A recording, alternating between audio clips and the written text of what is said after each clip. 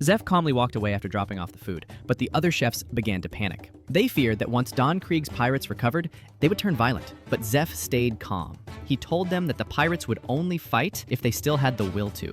Then, staring directly at Don Krieg, he called him a defeated warrior.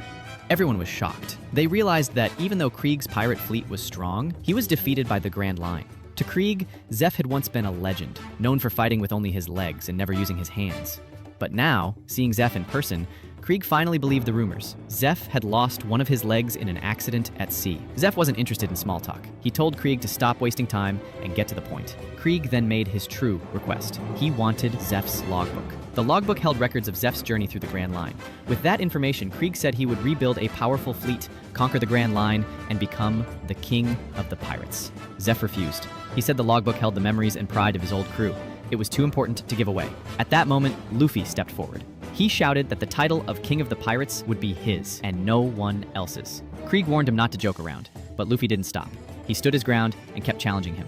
At first, Krieg looked annoyed, but then he waved Luffy off. He said he'd deal with him later. Right now, his focus was feeding his crew. After Krieg left, Gin apologized to Sanji, but the other chefs were furious. They blamed Sanji for everything and started yelling. Before things got worse, Zeph stepped in. He told the chefs to calm down. Then, he said that anyone who didn't want to defend the restaurant could leave through the back door. Meanwhile, Luffy turned to Gin and asked why he had lied about the Grand Line. Gin hesitated, then admitted that while he didn't know much, he remembered one thing clearly. Their entire fleet of 50 ships had been destroyed by a single man. Zeph confirmed who it was, Hawkeye. The name triggered a reaction in Zoro, and he clenched his fist, saying Hawkeye was the man he had been searching for. Back on Krieg's ship, his crew finally enjoyed a proper meal. As the food gave them strength, their spirits lifted. But when Krieg announced their next stop, the Grand Line, fear returned.